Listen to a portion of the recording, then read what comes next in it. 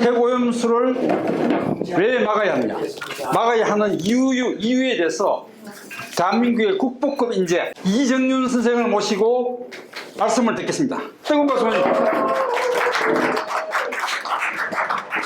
아유, 과분한 칭찬을 받았습니다. 네. 제가 많이 아는 것도 아니고 사실 답은 나왔습니다. 답은 나왔어요. 답은 다 나왔는데 그럼 뭘 얘기하려고 하냐 이제 할 말이 없는 거죠. 근데 이제 저를 부른 이유가 이제 원자력계가 이제 아니 방사능 버려도 되는데 왜 그러냐, 이게 다 규정이 있는 거고 국제 기준에 안전 기준을 부합되는 거고 뭐 이런 얘기를 자꾸 하잖아요. 우리나라에서도 논리가 후쿠시마 오염수가 굉장히 중요한 대응 이슈였습니다. 원자력계가 그 이유가 원전으로 흘러갈 가능성이 굉장히 많기 때문에 그걸 차단하기 위해서 엄청 노력을 쓴 거예요. 그런데 사실 제가 이제 2012년에 그때까지도 이제 추진 쪽이었죠. 연구개발하고 뭐 사업하고 뭐 이런 쪽이었는데 원자력으로 그야말로 먹고 살다가 2012년에 영광에서 한빛 원전 안전성 검증단을 하게 됐어요. 그때 이제 품질 리뷰어조 사건 터지고 뭐 100명 잡혀 들어가고 막 그랬잖아요. 원전 비리 사건이 일어나고. 그래서 그 이후에 제가 이제 시각을 완전히 바꿨는데 다른 쪽 사이드를 보게 된 거죠. 그러니까 어마어마하게 보이는 거예요. 그래서 핵분열을 일으키면 거기서 에너지가 나오니까 그거를 평화적으로 이용한다. 이제 추은님께서도 말씀 주셨는데 맞습니다. 그때까지 그 철터까지 그렇게 생겼어요. 근데 그렇게 난 결과가 뭐예요? 에너지를 이용해서 전기를 이용해가지고 한 번 여기 잠깐 쓰면 끝나잖아요. 근데 거기서 나온 사용 후 해결료는 10만 년 이상을 가는 거예요. 그죠? 최소 10만 년. 그럼 20만 년, 30만 년 가면 그게 에너지냐? 폐기물 만드는 생산소인 거예요. 그렇잖아요. 이거는 발전소가 아닌 거예요. 근데 왜 썼냐? 유가 파동이 일어나고 어쩔 수 없이 에너지를 우리가 이제 필요하게 되니까 그때 기저전력으로서 안정적으로 잘 공급해 주는 게 이제 원자력이니까 그렇게 효과적으로 사용. 지금은 태양광이니 풍력이니 엄청나거든요. 우리나라는 그럼 왜 저렇게 나갈까? 핵분열을 통해서 거기서 나오는 핵폐기물 지금 정책이 거의 없어요. 50년 동안 제자리에. 그거를 어떻게 하려고 하는 노력은 안 하는 건 아닌데 딴 데가 있어요. 목적이. 핵무기 쪽으로 가 있는 것 같아요. 제가 볼 때는. 예? 핵 재처리를 통해서 진짜 안정적으로 잘 활용하려고 하는 프랑스의 노력을 보면 걔네들은 진짜 뭐 어떻게 하려고 하는 것 같아요. 근데 한국은 그게 아니고 핵무기를 만들려고 하는 노력을 하는 것 같은데 미국이 허용을 안 하니까 그것마저 못하는 거예요. 미국은 속셈을 다 알아낸 거죠. 그럼 우리가 저거를 굳이 할 필요가 있느냐? 원자력은 하면 할수록 우리가 그 자원도, 그러니까 핵 그 원료, 연료 이런 것도 농축된 걸 사와야 되거든요. 우리가 농축 못하니까. 근데 그걸 지금 한 30%는 이제 러시아에서 사왔는데 저도 들은 얘기입니다. 그냥 그렇다고 그래요. 근데 상당 부분 러시아나 이런 데서 사온단 말이고 거기서 다 끊어놓고 할 거예요. 돈 아파지는 거예요. 우리가 에너지 안보를 위해서 원자력을 해야 된다 그렇게 떠드는데 사용 실제로 보니까 아닌 거죠. 그러면 이번에 오염수 문제를 가지고 이제 저희 저쪽에서 이제 굉장히 이거 문제 없다라고 막 그냥 덕분에 저도 뭐 지상파 방송도 막 몇 번 나가고 그랬어요. 그건 우리가 만든 게 아니고 저쪽에서 만든 겁니다. 그래서 싸울 상대가 없으니까 너네들 나가 이렇게 스카우트들끼리 나가가지고 이제 얘기를 한 건데 그렇게 후쿠시마 오염수가 문제 없다는 걸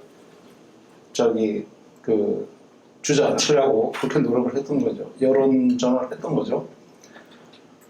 그럼에도 불구하고 상식적으로 볼 때는 분명히 문제가 많은 거잖아요. 이게 그러면 뭐가 문제냐?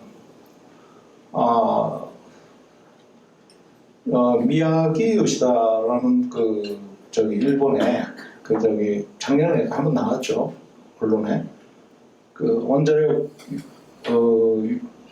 원자력 연구소에 있었던 분인데 그 후쿠시마 폐기물 위원장이에요. 후쿠시마 해체위원장. 그러니까 원자력 학회, 일본 원자력 학회. 그분이 뭐라 하냐면 후쿠시마 오염수는 단기간에 또는 영원히 해결할 수 없을지도 모른다 이렇게 그랬어요. 그분이 사실 직접적으로 얘기한 거거든요. 포장해 가서 되는 게 아닌 거죠. 왜 그러냐? 저 안에 있는 그 8,800톤, 예? 저 녹아서 떨어진 거 해결력 데브리를 제거를 해야 되는데 그건 제거할 방법이 없는 거죠. 그럼 오염수라도 차단을 해야 되는데 그 차수벽을 만들어놨지만 그 차수벽을 이제 이렇게 파일을 박다시피 해가지고 땅을 얽히는 거거든요. 그래가지고 동토벽이라고 이제 땅 물이 못 들어가게 그래서 오염이 생기지 않게 지하수가 들어가서 그거를 하는 건데 그것도 밑에 터널 지나가고 뭐 시설이 있단 말이에요. 그럼 거기는 또 못 뚫고 들어가요. 그러면 그 아래쪽은 다 구멍이 뻥 뚫려 있는 거예요. 그러니까 일을 한 400톤 생기는 것이 시간 지나면서 좀 줄었어요. 그리고 350톤, 300톤 이런 내려가서 지금 그 하고 나서 지금은 한 100톤 정도 나온다 그래요. 그래도 그 양이 상당한 것이라서 그럼 30년 뒤에 다 없어지냐? 그만큼 또 생겨요. 버려도. 그러니까 대안이 뭐냐? 사람들이 이제 콘크리트 몰타로 물을 써가지고 그렇게 해라. 그 다음에 탱크 얼마나 큰데 그 130톤 못 저장하냐?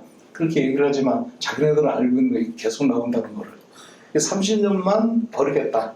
이렇게 얘기하죠. 30년 안에 그 안에 있는 130톤 다 버리겠다 이렇게 얘기하지만 자기들이 아는 거예요. 30년 뒤에 그만큼 또 나와요. 네.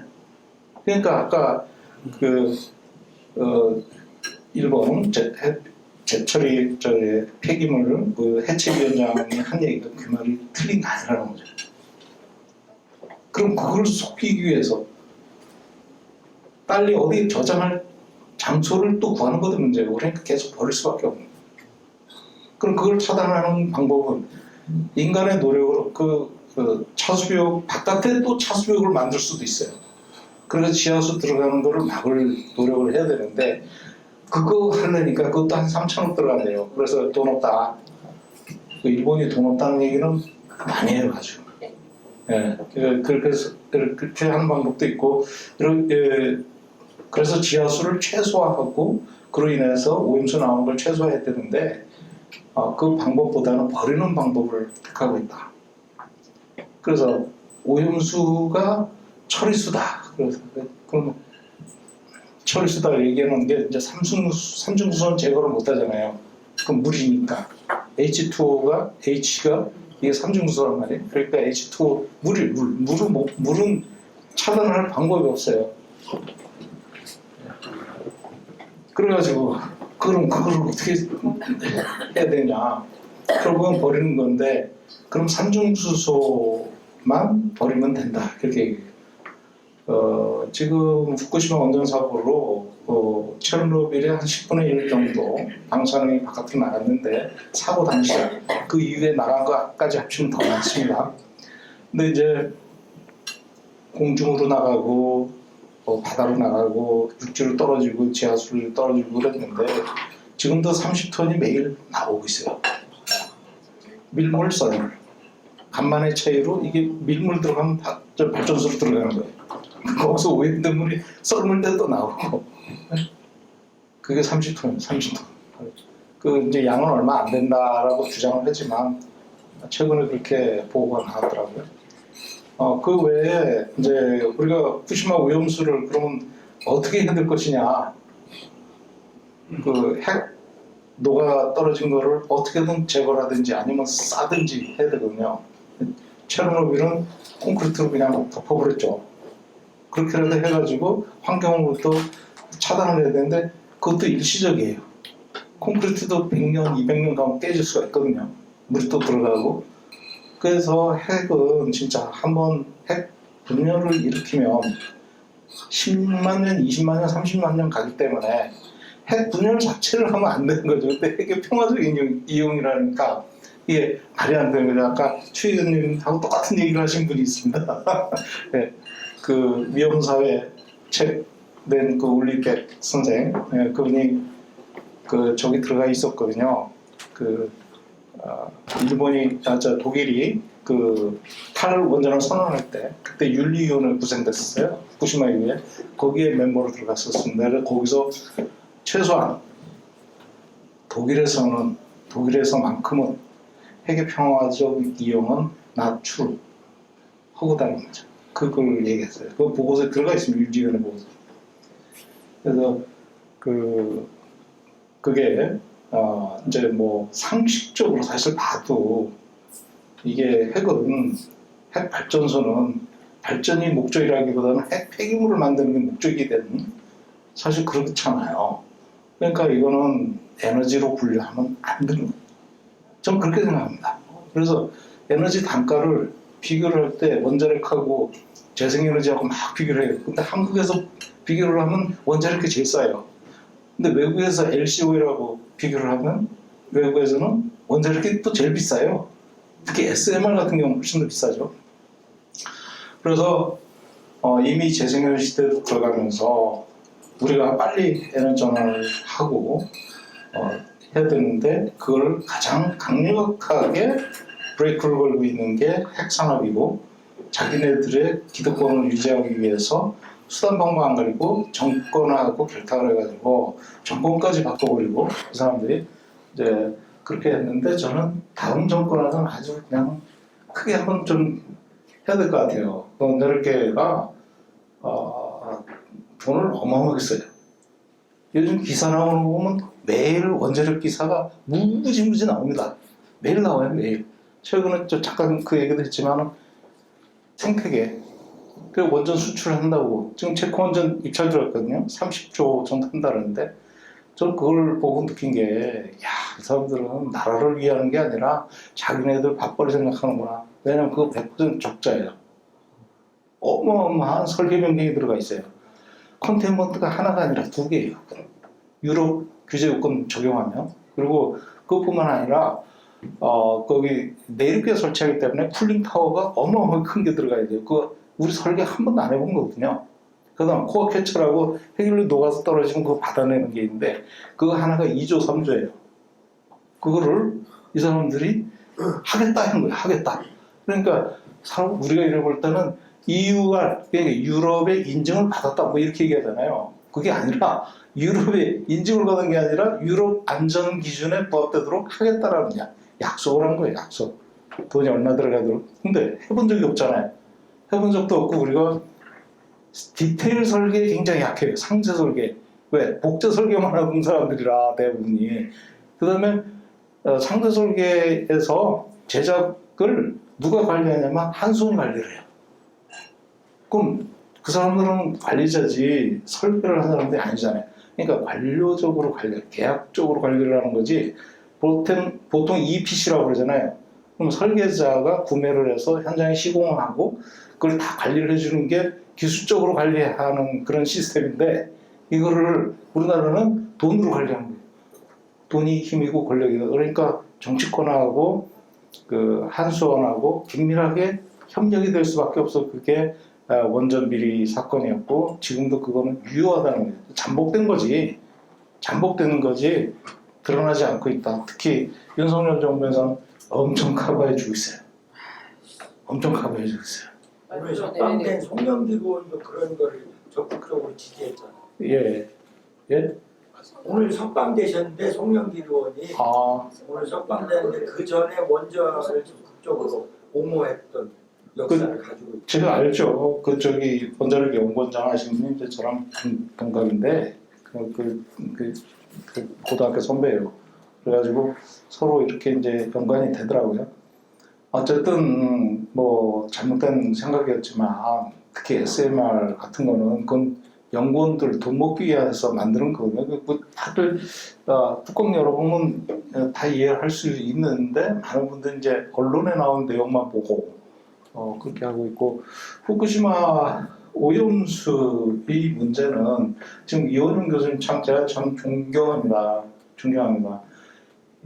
이거는 시민운동으로 끌어내야 됩니다.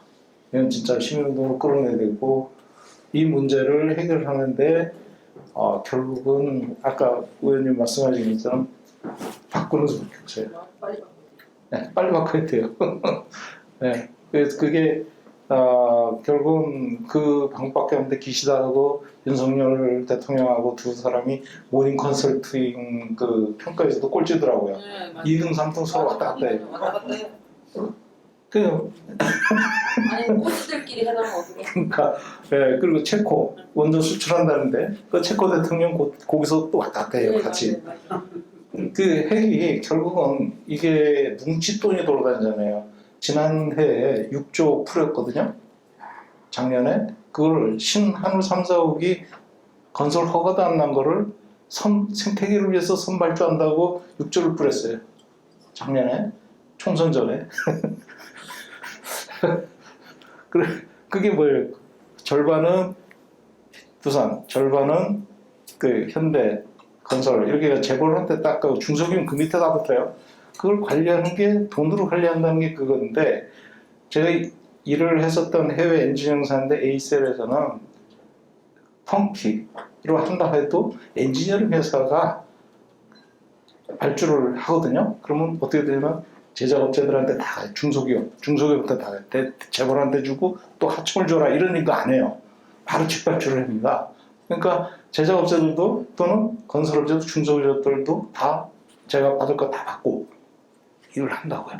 그것도 기술적으로 잘 관리가 돼가지고 그런 것도 있고 어쨌든 말이 새나가는데 체코 원전 수출하는 거 이런 붐을 잡아내기 위해서 오염수를 억지로 그냥 하는 거는 진짜 문제가 있다.